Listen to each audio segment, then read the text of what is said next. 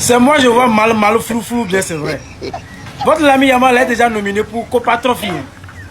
Là, oubliez le ballon d'or. C'est fini. C'est Copa Trophy, lui peut prendre. Il est petit, vous aussi. On a commencé par faire, c'est-à-dire, on a commencé par nominer les gens ce matin. L'ami Yamal est déjà nominé dans Copa Trophy, donc oubliez ballon d'or. Pas moi qui a fait ça.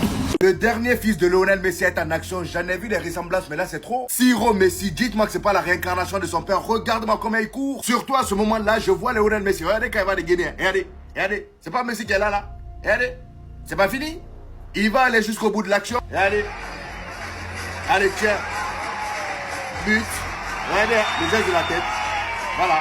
Même dribble, même mimique que son père, tout est pareil. C'est vrai que le premier fils ressemble aussi à Messi, mais celui-ci là c'est trop. Et pendant ce temps, on a Laporta qui a été invité sur CNN et voici les dingueries qu'il a sorties là-bas. Pour faire court, il a défié le Paris Saint-Germain. Voici ce qu'il dit. Il dit, nous espérons affronter le Paris Saint-Germain cette saison pour voir qui est le meilleur. Le Paris Saint-Germain a réalisé une saison fantastique la saison dernière. Il pratique un football magnifique avec un excellent entraîneur, des grands joueurs et une équipe solide. Malheureusement, nous n'avons pas pu jouer contre eux. C'est un match de football que le monde attendait car je pense que nous étions les deux équipes les plus compétitives et les mieux préparées de la saison dernière. J'avoue qu'il n'a pas tort parce qu'en Ligue des Champions, on voyait tous une finale Paris Saint-Germain FC Barcelone. Malheureusement, l'Inter est venu foutre le bordel. Et le pire, c'est qu'ils ont fait ça pour aller se faire chicoter par le Paris Saint-Germain en finale. 5 buts en finale de Ligue des Champions. Vraiment, vous là, vous n'avez pas honte. Fallait laisser le Barça partir en finale. Au moins, on aurait vu du vrai football. C'est donc ça qui nous prépare la saison prochaine. De très belles paroles, mais est-ce que ça va réellement marcher? Vinicius et Mbappé essaient de trouver un moyen pour avoir une meilleure connexion sur le terrain. Sur tous les matchs qu'on a joués la saison passée, les deux ont marqué dans le même match dans seulement 8 matchs. Et le dernier match dans lequel les deux ont marqué, c'était contre le Rayo Vallecano le 9 mars. Je sais pas pour vous les gars, mais moi j'ai du mal à y croire. L'agent de Vinicius, Tata Soares, était présent dans les bureaux du Real Madrid ce matin. À ce qui paraît, c'est encore les mêmes discussions. Il serait là pour discuter de l'avenir de Vinicius. Suite à ce rendez-vous, on aura sûrement de nouvelles informations. Concernant la tactique de Xabi Alonso, à ce qui paraît, il devrait aligner 2 attaquants la saison prochaine. Normalement et logiquement, j'ai pensé à Vinicius et Mbappé, mais selon les informations, Rodrigo, Brahim, Arda Güler, Hendrick et Gonzalo Garcia devraient se battre pour le même poste. Déjà, je trouve ça bizarre parce qu'Arda Güler ne joue pas du tout à ce poste-là. Et Xabi Alonso a clairement montré son envie de le jouer en tant que titulaire.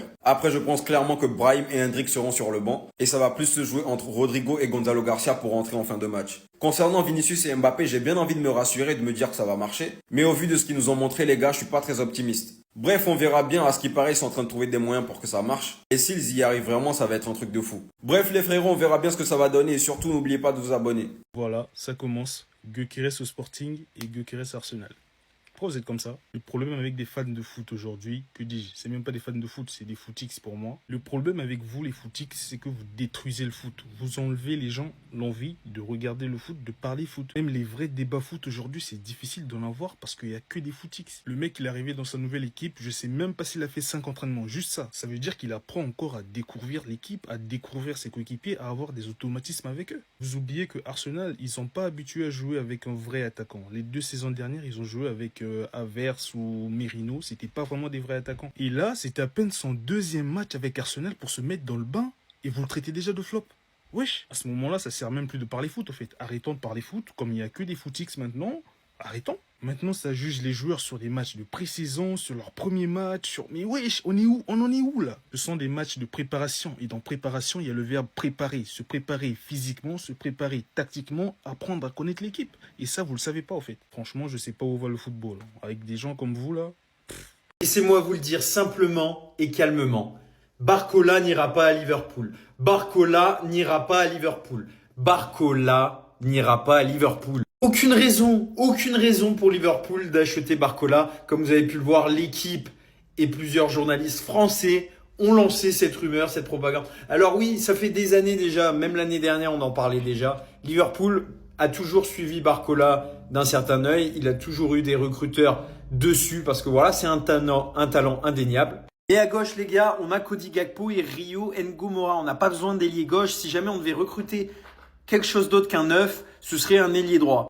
C'est pareil pour Rodrigo, j'en veux pas. Il est amoureux du Real, il pense qu'à ça, il lui chie dessus, il est sur le banc depuis des années. Enfin, pas des années, mais depuis des lustres maintenant. Il va rester sur le banc, donc j'en veux pas.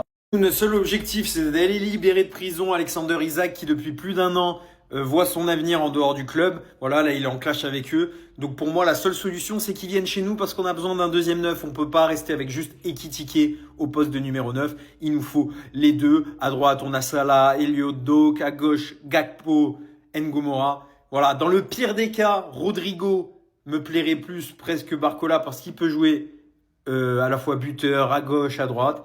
Mais voilà,